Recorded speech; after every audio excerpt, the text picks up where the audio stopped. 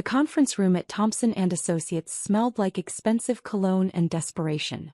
My brother Derek stood at the head of the polished table, laser pointer in hand, walking through his quarterly presentation with the kind of confidence that came from never being told no. I sat in the back row, laptop open, ostensibly taking notes. In reality, I was monitoring a system deployment across 3 continents while pretending to care about Derek's sales projections. As you can see, Derek gestured at the slide behind him, our revenue growth has been exceptional. 23% year-over-year, driven primarily by strategic client acquisitions and... Derek, one of the investors interrupted, a silver-haired man named Charles Whitmore. This is impressive, but we're concerned about your technology infrastructure. Your last cybersecurity audit raised some red flags. Derek's smile didn't waver. We're addressing those concerns. We've got IT people working on it. IT people? Another investor, a woman named Patricia Chin, leaned forward. Your company handles sensitive financial data for Fortune 500 clients. IT people seems vague. We have a solid team, Derek assured her. In fact, my own brother works in tech. He could probably explain it better than I could. Every head in the room turned toward me. I looked up from my laptop, meeting Derek's expectant gaze. Oh, don't worry, Derek continued, a patronizing note entering his voice. He's not part of our team. He does his own thing. Computer stuff, you know. Fixes servers, writes code, typical IT work. Charles raised an eyebrow. He's here because... Family support, Derek said with a laugh that made my jaw tighten. Mom insisted he come to at least one of my presentations. See what real business looks like, right, Alex? A few scattered chuckles around the room. I kept my expression neutral. What exactly do you do, Alex? Patricia asked, genuine curiosity in her voice. Before I could answer, Derek jumped in. Like I said, computer stuff. He's been doing it for years. Never really moved up into management or anything, but hey, some people are just more comfortable with the technical side. Nothing wrong with that. Nothing wrong at all, Charles agreed, though his tone suggested he found it slightly pitiful. I closed my laptop slowly, considering whether to correct Derek's characterization. But I'd learned years ago that sometimes silence was more powerful than words. Anyway, Derek clapped his hands together, redirecting attention back to his presentation. Let's talk about Q4 projections. We're looking at potentially breaking $30 million in revenue if we can close the Henderson deal. The meeting continued for another hour. Derek presented chart after chart, each one showing impressive growth, each one accompanied by his signature blend of charisma and carefully crafted confidence. The investors asked probing questions. Derek answered with the smooth assurance of someone who'd never encountered a problem he couldn't talk his way around. I sat in the back, watching, listening, and trying not to think about how typical this was. This was our dynamic, had been since childhood. Derek was the golden boy, charismatic, ambitious, destined for greatness. I was the quiet one, the nerdy one, the one who was good with computers, but lacked Derek's people skills, his drive, his star quality. Our parents had bought into this narrative completely. Every family dinner was a celebration of Derek's latest achievement, with occasional awkward attempts to include me in the conversation by asking if I'd fixed any interesting computers lately. The fact that I'd been running my own technology company for the past 8 years somehow never came up. Partly because I kept a low profile. Partly because they'd never asked. After the meeting, the investors filed out, shaking Derek's hand, offering congratulations and cautious optimism. Charles paused on his way out, glancing back at me. Nice to meet you, Alex. If you ever want to discuss enterprise security architecture, I'd be interested in your perspective. Thank you, I said simply. Derek waited until everyone had left before turning to me, still riding high on adrenaline. That went well, right? Patricia seemed really impressed with the Henderson numbers. It went fine. Fine. Derek laughed, loosening his tie. That was better than fine. I basically secured another round of funding. Did you see Whitmore's face when I showed him the growth projections? I saw. Thanks for coming, by the way. I know investor meetings aren't really your thing. Too much business talk, not enough technical stuff. He clapped me on the shoulder. But hey, Mom will be happy I included you. I stood up, tucking my laptop under my arm. Derek, about what you said. About the IT thing? Oh, don't take it personally. I was just explaining to the investors why you were here. They're not tech people either, so I kept it simple. Right. Simple. You know what I mean. Derek was already checking his phone, scrolling through messages. Anyway, I've got to run. Lunch meeting with a potential client. But we should grab dinner soon. I'll tell you about this new deal I'm working on. It's going to be huge. Sure, I said, knowing it wouldn't happen. Derek's invitations were always genuine in the moment and forgotten by the next day. He left in a whirlwind of confidence and cologne, already on a call before he reached the elevator. I stood in the empty conference room, looking at the residual glow of his presentation still projected on the screen. 23% growth. Impressive objectively. My company had grown 48% last year, but Derek didn't know that. Nobody in my family did. My phone buzzed. A message from my Chief Operating Officer, Jennifer Martinez. The data core merger is moving forward. Board wants your approval on the final terms. Also, Tech Summit confirmed you as keynote speaker. I typed back. Approve the data core terms if legal has signed off. And confirm the summit. Which topic did they want? The future of cloud infrastructure. Very you. I smiled slightly. Very me indeed. Another message came through, this one from my head of cybersecurity. Finished the audit for that financial services company, Thompson and Associates. Want the bad news or the terrible news? My smile faded. Give me both. Bad news. Their security is 5 years out of date. Terrible news. They're one breach away from losing every client they have. I'm surprised they haven't been hit already. I stared at the message, a knot forming in my stomach. Thompson and Associates. Derek's company. The one he'd just spent an hour assuring investors was solid and secure. How bad? I typed. Remember the Equifax breach? This would make that look like a minor inconvenience. They're storing unencrypted client data, their firewall is basically decorative, and their password protocols are a joke. Whoever set this up should be fired. Whoever's supposed to maintain it should be arrested. I closed my eyes, feeling a headache forming. This was the problem with keeping a low profile. Derek had no idea that the company he'd hired to do a routine security audit was mine. No idea that I'd personally overseen the evaluation of his infrastructure. No idea that his little brother, the one who fixed computers, was about to deliver news that could destroy everything he'd built. Send me the full report, I told my security chief. And set up a meeting with their leadership. This needs to be addressed immediately. Will do. But Alex, they're not going to like what I have to say. Nobody ever does. I packed up my laptop and headed for the elevator, my mind already racing through scenarios. Derek needed to know about this. But Derek also needed to understand exactly who was telling him and why that mattered. The timing, I realized, was almost poetic. After years of being dismissed as just an IT guy, I was about to become the most important tech person in Derek's life. Whether he liked it or not. 3 days later, I sat in a different conference room, this one in my own building.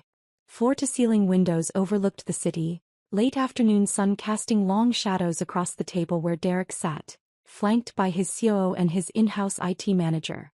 A nervous-looking kid named Brad who couldn't have been more than 25. Derek had been surprised when Atlas Technology Solutions had requested this meeting. He'd been even more surprised when he walked in and saw me sitting at the head of the table. Alex. He'd stopped in the doorway, confused. What are you doing here? I'm the CEO of Atlas Technology Solutions, I'd said simply. Please sit down. That had been 5 minutes ago. Derek was still processing, his expression cycling between confusion, disbelief, and something that might have been anger. You're the CEO, he repeated slowly. Yes. Of Atlas Technology Solutions. Yes.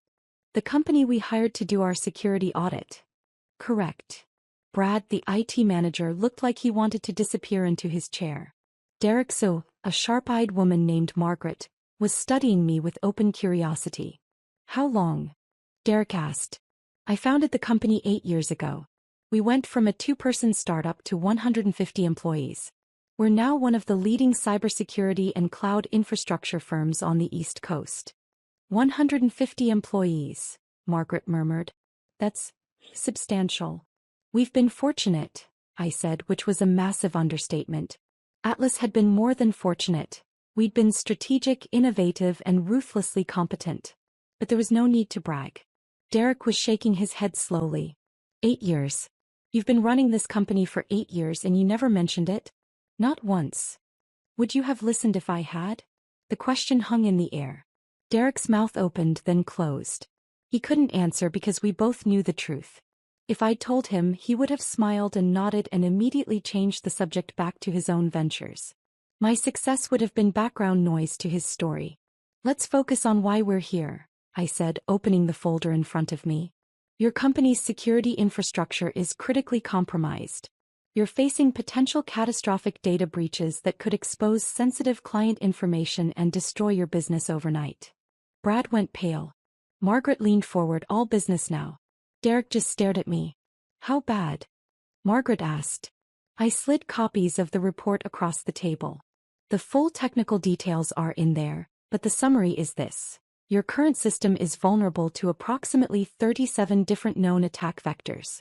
Your encryption is outdated, your firewalls are misconfigured, and your employee password protocols are essentially non-existent. But we passed our last audit, Brad protested weakly. When was that audit conducted? 3 years ago. By whom? I think it was an in-house review. I looked at Derek. You told your investors your security was solid. I thought it was, Derek said defensively. Brad said everything was fine. Brad looked like he might cry. I mean, we hadn't had any problems. You haven't had any problems you know about, I corrected. Our forensic analysis found evidence of 3 separate intrusion attempts in the past 6 months. 2 of them succeeded in accessing your network, but the attackers apparently didn't find anything worth stealing. Yet, Margaret added quietly. Yet, I agreed. Derek was reading through the report, his face growing progressively more pale. This says we could face regulatory fines up to $50 million if there's a breach. That's conservative, I said. It doesn't account for legal fees, client lawsuits, or reputation damage. A breach of this magnitude could realistically end your company. The room fell silent. Brad was openly sweating now. Margaret was taking notes, her expression grim. Derek just sat there, the report open in front of him, reality crashing down around his carefully constructed world. Can you fix it? He asked finally, his voice smaller than I'd ever heard it. Yes. How long? Complete overhaul? 6 months minimum. We'd need to rebuild your entire infrastructure from the ground up. 6 months, Derek repeated. And the cost? I named a figure that made Brad gasp and Derek's face go white. That's... Derek struggled for words. That's almost our entire profit margin for the year. It's also significantly less than what a breach would cost you, I pointed out. And frankly, you don't have a choice. If you don't address this immediately, you're one malicious email away from bankruptcy. Margaret closed her notebook. He's right, Derek. We need to do this. With my brother's company? Derek's voice carried a note of something, resentment maybe, or wounded pride. With the best cybersecurity firm we can afford, Margaret corrected. The fact that it's Alex's company is irrelevant. What matters is protecting our clients and our business. Derek looked at me, really looked at me, perhaps for the first time in years. I could see him trying to reconcile the IT guy brother with the CEO sitting across from him, the one who'd just calmly explained how his entire business was hanging by a thread. Why didn't you tell me, he asked. About your company. About any of this. Would it have changed anything? I don't know. Maybe. Derek, I said carefully, at your investor meeting, you introduced me as someone who fixes computers. You told a room full of people that I do typical IT work. You implied I'd never moved into management because I wasn't capable of it. He had the grace to look ashamed. I didn't mean. You did mean it. That's how you see me. That's how you've always seen me. That's not fair. Isn't it? Kept my voice level. Every family dinner, every holiday, every time we're together, the conversation is about your achievements. Your deals, your growth, your success. Nobody ever asks about my work because you've all decided it's not as important. Alex. I'm not angry, I interrupted, and I meant it. I'm just stating facts. You've spent years dismissing what I do, and now you're in a position where you desperately need what I do. It's ironic, that's all. Margaret was watching this exchange with open fascination. Brad just looked confused. Derek set down the report, his hands flat on the table. You're right. I've been dismissive. I didn't understand what you were doing, so I assumed it wasn't as complex or impressive as what I was doing. That was wrong. It was the closest thing to an apology I'd ever heard from Derek. It wasn't enough, not nearly enough, but it was something. So what happens now? He asked. Now you decide. Atlas can rebuild your security infrastructure, but it will require your full cooperation. We'll need access to all your systems, complete transparency about your operations, and authority to make necessary changes even if they're disruptive. Disruptive how? We'll need to temporarily shut down certain systems, implement new protocols, retrain your entire staff. It won't be comfortable, but it's necessary. And if we don't? Derek asked, though he clearly already knew the answer. Then eventually, maybe in a month, maybe in a year, someone with malicious intent will find the same vulnerabilities we found. They'll exploit them, steal your data, and destroy everything you've built. Your investors will sue you. Your clients will leave you. Your company will cease to exist. The bluntness of it seemed to physically impact Derek. He slumped in his chair, the usual confidence draining out of him. Not much of a choice, he muttered. No, I agreed. It's really not. Margaret stood up, extending her hand to me. We'll need a formal proposal and timeline. Can you have something ready by Monday? I'll have it ready by tomorrow morning. He smiled, impressed. Atlas really is one of the best, isn't it? We don't make that claim ourselves, I said, shaking her hand. But our clients seem to think so. Brad mumbled something about needing to check on servers and fled the room. Margaret followed more sedately, leaving Derek and me alone in the conference room. Derek was still staring at the report, his finger tracing the executive summary. 150 employees, he said quietly. Revenue in the... Jesus, Alex. You're running a $40 million company. 43 million last year, I corrected. We're projecting 52 for this year. And you never said anything. You never asked. He looked up at me, and for the first time I saw something other than his usual confidence. Vulnerability, maybe. Genuine curiosity. Why? Why what? Why keep it quiet? Why not? I don't know, rub it in our faces? Mom and Dad still think you work in some generic IT department somewhere. I considered the question. Because building Atlas wasn't about proving something to you or them. It was about building something that mattered, something I was proud of. Your approval or lack thereof didn't factor into it. That's... Derek searched for words. That's actually kind of mature. I'm 34 years old, Derek. Maturity shouldn't be surprising. He laughed, but it was a tired sound. I'm 37 and I'm just realizing how immature I've been.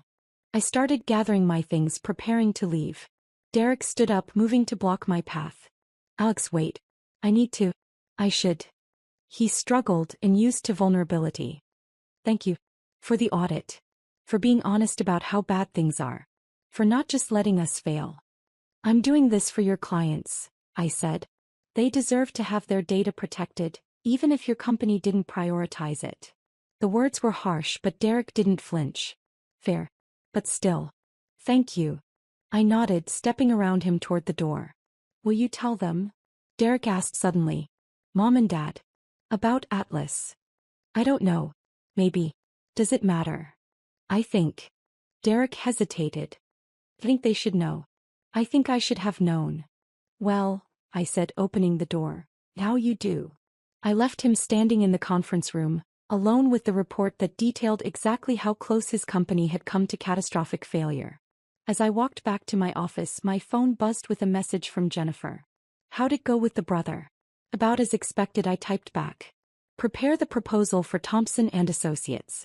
Complete infrastructure overhaul, 6-month timeline. That's a big project. You sure you want to take it? I thought about Derek's face when he realized the scope of the disaster he'd been courting. I thought about years of dismissive comments and casual condescension. I thought about the satisfaction of being undeniably, critically necessary. I'm sure I replied. This one's personal. The next 3 weeks were a blur of planning, preparation, and increasing panic from Derek's team as they began to understand the magnitude of the security overhaul. I assigned my best team to the project. Not as a favor to Derek, but because the work demanded expertise and because I took pride in every job Atlas undertook. Meanwhile, word had apparently gotten back to my parents about the meeting. My mother called on a Wednesday evening, her voice pitched with confusion. Alex, honey, Derek said something about you running a company. A technology company. That's correct. But you've never. We thought you worked for someone else. In their IT department. No, Mom. I've been CEO of Atlas Technology Solutions for 8 years. Silence on the other end of the line. Then, 8 years. Yes. And you never told us? I tried to a few times. You always seemed more interested in Derek's sales numbers. More silence. I could hear my father's voice in the background asking what was going on. My mother explained, her voice faint with shock. Your father wants to know how big this company is. Tell him we're doing about 50 million in revenue this year with 150 employees across 3 offices. I heard her relay this information. A muffled exclamation from my father. Alex, my mother said slowly, why didn't you make us understand? Why didn't you insist we pay attention? Because I shouldn't have to insist, Mom. You're my parents. You should have been interested enough to ask. That's. She trailed off. That's fair, actually. We've been terrible, haven't we? You've been focused on Derek. It's what you've always done. That's not an excuse. No, I agreed. It's not. My father took the phone. Son, we need to talk about this properly. Can you come to dinner this weekend? I'm pretty busy with Derek's project. Please, my father said, and the word was so uncharacteristic that it stopped me cold. My father didn't say please. My father made pronouncements and expected compliance. Okay, I said finally. Saturday. Thank you. And Alex? We're proud of you. We should have said that years ago. The words should have felt satisfying. Instead they just felt hollow. Too little, too late, motivated not by genuine understanding but by the revelation of my success. See you Saturday, I said and ended the call. Jennifer poked her head into my office. Everything okay? Family drama. The brothers' company. And parents who just discovered I'm not actually a low-level IT worker. She winced sympathetically. How'd they take it? With appropriate shock and belated pride. I turned back to my computer, pulling up the Thompson and Associates project timeline. How's the team doing with Phase 1? Good. Brad, their IT manager, is actually pretty sharp once you get past the fear. He's been helpful identifying the worst vulnerabilities. That's something at least. Derek's been in every day, Jennifer added carefully. Watching, asking questions. Actually trying to understand what we're doing. Character development, I said dryly. Maybe. Jennifer sat down across from me. For what it's worth, I think this project is good for you. Not just professionally, personally. Sometimes people need to see you fully to understand what they've been missing. Philosophical today, aren't we? I have my moments. She stood up, heading for the door. Don't stay too late. The work will still be here tomorrow. After she left, I sat in the quiet office looking out over the city. Somewhere out there, Derek was probably at his own office watching my team tear apart and rebuild his company's infrastructure. Probably wondering how he'd missed so much, how his little brother had built something this substantial while he was busy collecting sales awards and investor meetings. My phone buzzed. A text from Derek. Team says Phase 1 is ahead of schedule. That's good, right? Very good, I replied. Means we found the problems faster than expected. Which means there were a lot of problems. Yes. A pause, then I really had no idea how bad it was. Thank you for catching it. I stared at the message, considering my response. The old Alex would have brushed off the thanks, minimized his own contribution, made it easy for Derek to go back to underestimating him. But I wasn't that Alex anymore. Maybe I never should have been. You're welcome, I typed. This is what we do. This is what I've built. It's not just IT work. It's not fixing computers. It's protecting companies from catastrophic failure. I know that now. I'm sorry it took this to make me see it. Better late than never. Another pause, longer this time. Then, will you really come to dinner on Saturday? Mom's been worried you'll cancel. I'll be there. Thank you. And Alex, I'm going to make sure everyone knows what you've done. Not just for my company, but everything. You deserve recognition. I smiled slightly at the screen. Derek was trying in his own way. It wasn't enough to erase years of dismissiveness, but it was a start. See you Saturday, I sent back. I closed my laptop and stood up, stretching muscles tight from hours at a desk. Through the window, I could see the city lights spreading out in all directions, thousands of companies and offices and data centers, all of them needing the kind of protection and expertise that Atlas provided. This was my world. This was what I'd built while Derek was collecting sales awards and my parents were asking if I'd fixed any interesting computers lately. They were about to get a comprehensive lesson in exactly what their youngest son had accomplished. And this time they were going to pay attention. Whether they liked it or not. Saturday dinner was a different affair than usual. My parents' dining room felt smaller somehow, or maybe I just took up more space now that they knew the truth. Derek arrived with Margaret. A power move on his part, I suspected, bringing someone who could testify to my competence. My mother had cooked my favorite meal, which was touching in its transparency. My father actually asked about my day before launching into any other topics. Small gestures but significant. So, my father began once we were all seated. Atlas Technology Solutions. I looked it up. Very impressive portfolio of clients. Thank you. Several Fortune 500 companies, government contracts, international clients. We've been fortunate. Derek tells us you're rebuilding his entire security infrastructure. That's correct. My mother set down her fork. Alex, honey, why didn't you tell us about all this? Here we go, I thought. I tried to, Mom. Several times. Remember last Christmas when I mentioned I'd acquired a competitor? You said, "That's nice, dear," and immediately asked Derek about his sales numbers. She had the grace to look ashamed. I don't remember that. I do. Derek spoke up. He's right, Mom. I've been thinking about it all week. Every family dinner we talk about my deals, my clients, my success. We never really asked Alex what he was doing. We just assumed it wasn't as important. Because you told us he worked in IT, my father said, a note of defensiveness in his voice. He does work in IT, Margaret interjected smoothly. He's just the CEO of an IT company. There's a bit of a difference between that and what you were imagining. Obviously, my father muttered. The thing is, Derek continued, and I could see he'd been rehearsing this, Alex built something incredible. While I was focused on sales and growth, he was building a company that's actually more successful than mine. More revenue, more employees, more impact. And he did it quietly, without bragging or demanding attention. Unlike someone at this table, my mother said, looking pointedly at Derek. Unlike me, Derek agreed without rancor. I've spent years bragging about every achievement, and Alex has spent years actually achieving things without mentioning them. So why not mention them? My father asked me directly. Why keep it all secret? It wasn't secret, I said. It was private. There's a difference. I didn't hide my success. I just didn't push it on people who weren't interested in hearing about it. We would have been interested. Would you? I interrupted gently. Be honest, Dad. If I'd told you 5 years ago that I was starting a technology company, what would you have said? He opened his mouth, then closed it. We both knew the answer. He would have smiled, said something vaguely encouraging, and then asked Derek about his quarterly earnings. That's what I thought, I said. The table fell silent. My mother was crying quietly. Derek was studying his plate. Margaret looked like she wished she were anywhere else.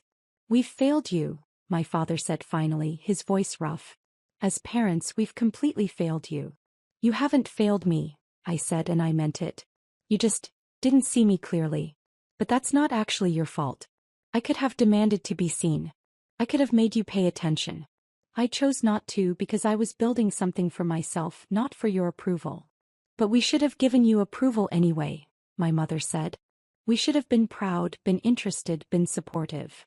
You're right, I agreed. You should have. But you weren't, and I survived it. I thrived, actually. I built Atlas without your support, which means it's entirely mine. There's something powerful about that. Derek looked up. Is that why you did it? To prove you didn't need us? No, I said honestly. I did it because I saw a market need and I had the skills to fill it. Your opinions never really factored into my business decisions. That might sound harsh, but it's the truth. My father leaned back in his chair, looking older than I'd ever seen him. When did you become so independent? So self-sufficient? Probably around the time I realized I wasn't going to get what I needed from this family, I said. So I built my own life, my own success, my own support system.